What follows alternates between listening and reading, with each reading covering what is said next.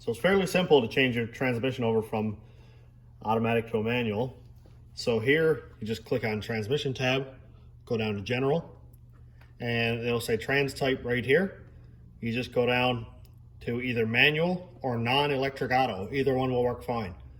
I had non-electric auto clicked on mine, and where it says PRNDL here, go to none because you don't have a park neutral signal to send back to the computer.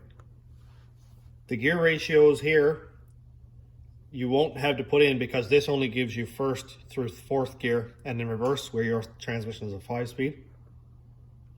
Next thing you're going to want to do is go over torque management and abuse mode, turn it completely off, just go disabled. As for everything in here, shift scheduling, shift pressures, timing, all that, you don't have to touch any of this because as soon as you change this over to either non-electric automatic or manual, it omits everything here anyway. Now, if you want to tune it to get a little more power out of it, make it a lot snappier, go over here to torque management, abuse mode, and basically disable abuse mode also.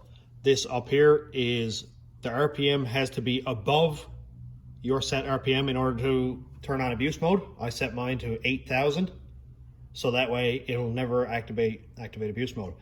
And here again, your speed has to be above whatever kilometers an hour, so you set that to 410 and it'll never go into abuse mode.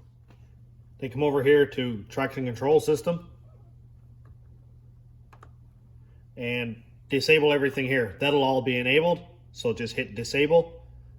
Then up here in retard versus RPM, this is going to pull timing based on your RPM, and it'll pull a bunch of timing out.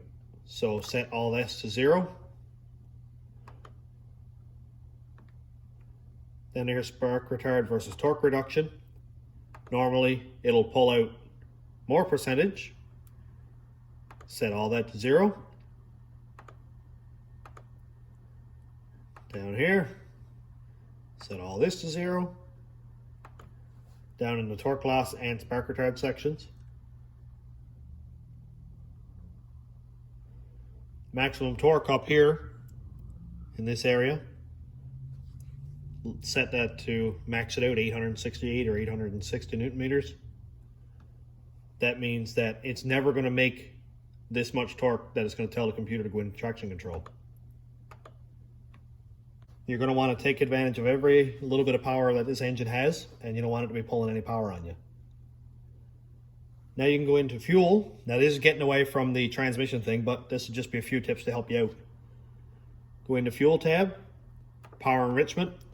This is going to allow it to give it more gas when you floor the pedal. So right here is the criteria. Now I'll open up a compare file. So here we can see in a stock tune, it's grayed out so I can't change any of these values, but you have to be over 5,500 RPM, 90% throttle. So you have to be on the floor over 5,500 RPM, and there's no time delay on this one. Sometimes there is. So we'll go back to my tune file where we can see it's only 2,600 RPM because you don't want to be idling down the highway and be in power enrichment because you're wasting gas. And 35% throttle. So as soon as I get over 35% throttle and the engine gets above 2,600 RPM, it's going to start putting extra fuel in, so you'll get a lot more power out of it. And this is a safe way to do it too.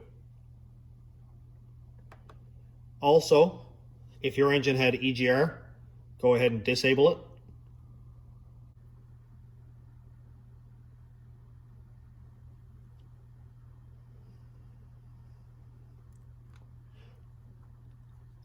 Over here in spark and retard,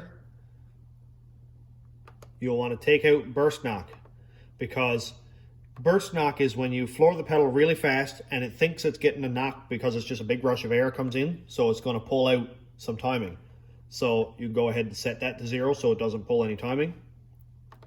And then versus RPM, it's going to take out 6 degrees depending on where you are in the RPM range, and you don't want that because you're robbing a bunch of power.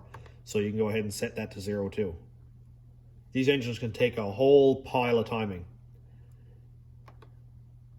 in the high octane table, this only has 12, 16 degrees in it, and I've had the rat rod up as far as 30, and it made a lot of power. So that's pretty much all I can see there right now. If you have any more questions, give me a shout.